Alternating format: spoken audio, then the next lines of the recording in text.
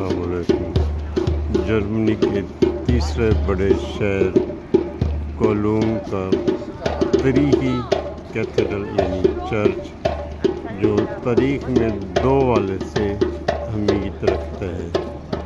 پہلے حوالے سے جب صلیبی جنگیں شروع ہوئی تھیں تو یورپ کے تمام ملکوں شہروں سے صلیبی جنگجو مذہبی عقیدت اور احترام کے ساتھ اس چرچ میں آتے تھے، یہاں سے تیار ہو کر پھر بیت المقدس پر حملے اور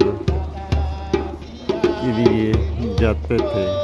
اور دوسری شہر کو ترجیح حیثیت اس وقت ہوئی جب ہٹلر کے نازی دور میں اس کی جو بدنام زمانہ ایجنسی تھی گestaپو کا جو شہر جو اس کا کولون کا ہیڈ کوارٹر تھا، اسی شہر میں تھا، وہاں یہاں پر مختلف لوگوں پر جو ظلم و ستم جو یہودی تھے ان کو یہاں کر ان کو سیٹیں دیتے تھے۔